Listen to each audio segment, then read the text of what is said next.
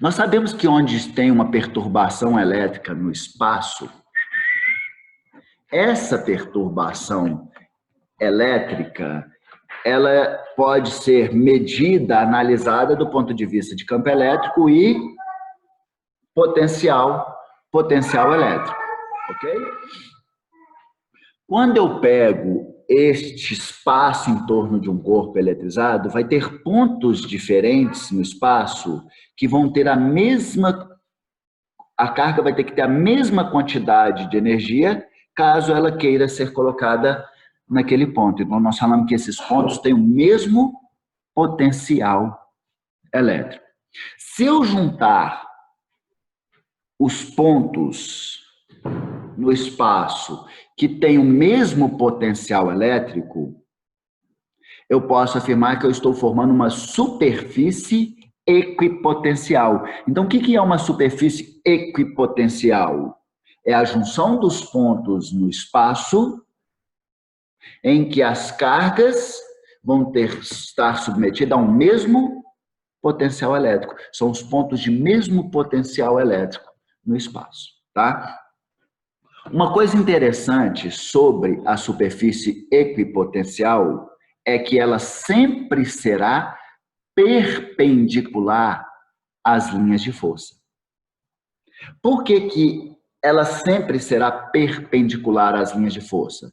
Se eu adiciono, por exemplo, uma carga neste ponto aqui no espaço, uma carga positiva ou negativa, vou colocar positiva mesmo, eu coloco uma carga nesse ponto no espaço. Ela vai estar sob a ação de um campo elétrico, existe um campo elétrico aqui. Ela vai sofrer, então, uma força elétrica no sentido do campo. Não é isso? Essa carga aqui, ela vai estar sofrendo uma força elétrica no sentido do campo. Se a superfície equipotencial ela é sempre perpendicular à força elétrica, a força elétrica, neste caso, ela jamais vai ser capaz de realizar trabalho na carga, porque forças perpendiculares ao deslocamento não aumentam e nem diminuem a energia cinética. Então, não vai ter transformação de energia potencial elétrica em energia cinética quando a força for perpendicular ao deslocamento da carga. Então, se a carga está deslocando na superfície equipotencial, a força elétrica jamais vai ser capaz de realizar trabalho. E aí não há transformação de energia potencial elétrica. Por isso, quando as cargas movimentam ao longo de uma superfície equipotencial, ela não ganha nem perde energia potencial elétrica. Por quê? Porque a força elétrica vai ser incapaz de realizar trabalho. Quando que uma força é incapaz de realizar trabalho? Quando ela está perpendicular ao deslocamento. Ok? Beleza? E aí, essa é a superfície equipotencial. Quando nós falamos de uma única carga pontual, a superfície equipotencial ela vai formar círculos.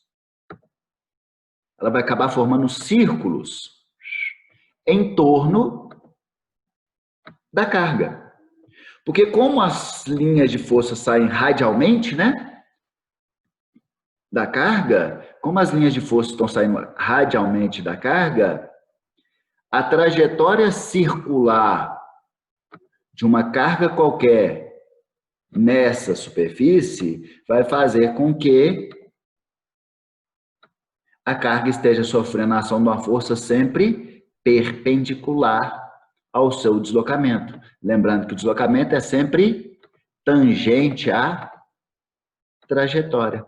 Então, o deslocamento aqui estaria na horizontal, aqui estaria na vertical, de tal forma que eles fiquem perpendicular às forças geradas nessas cargas, tá?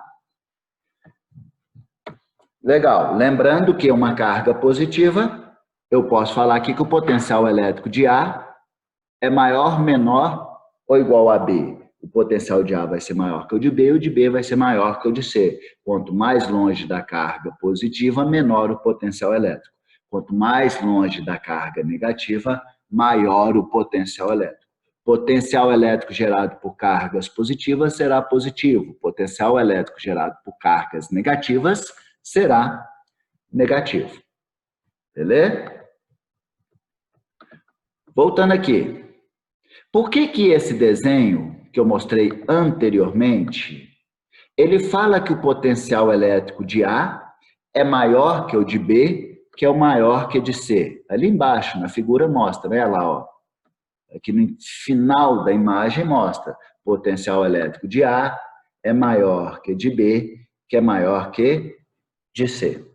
Porque se a gente pensar nessas linhas paralelas de força, elas estão representando um campo elétrico uniforme. E um campo elétrico uniforme é formado por duas placas paralelas, eletrizadas por sinais contrários, placas condutoras, né? De mesmo modo. E aí as linhas de forças vão sair da carga positiva, da placa positiva, e ir para a placa negativa. E vão para a placa negativa. Então, quer dizer que quanto mais para a direita, mais próximo eu estarei da placa negativa. E quanto mais próximo da placa negativa, menor o potencial elétrico. Quanto mais próximo da placa positiva, maior será o potencial elétrico. E se eu pegar no ponto médio das duas placas, o potencial elétrico será exatamente 0 volts. E à esquerda do ponto médio, mais próximo da placa positiva, vai ter um potencial positivo. E mais próximo da placa negativa, terá um potencial negativo. Assim como eu ilustrei na nossa primeira figura dessa aula de hoje, que foi essa aqui. Olha lá, ó. Se a gente olhar, o potencial elétrico, ele vai ser 0 no ponto médio das placas, positivo mais próximo da placa positiva e negativo mais próximo da placa negativa. E outra coisa, a superfície equipotencial, no caso de campos uniformes, ela vai ser paralela às placas, porque aí elas ficam perpendiculares às linhas de força. Então, se uma carga deslocar aqui paralelamente a um campo elétrico uniforme, às placas de um campo elétrico uniforme, né? Eu posso afirmar que ela não vai realizar trabalho, porque ela vai estar movimentando ao longo da superfície equipotencial. Ela não vai estar perdendo nem ganhando energia potencial elétrica, porque a força elétrica vai estar atuando perpendicular ao deslocamento dessas cargas. Tá bom? Concluindo aqui,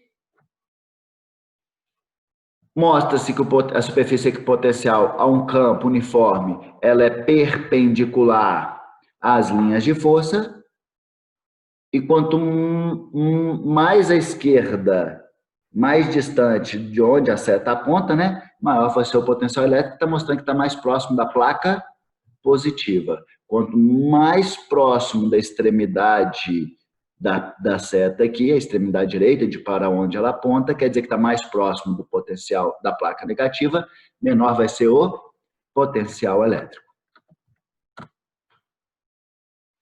E se uma carga muda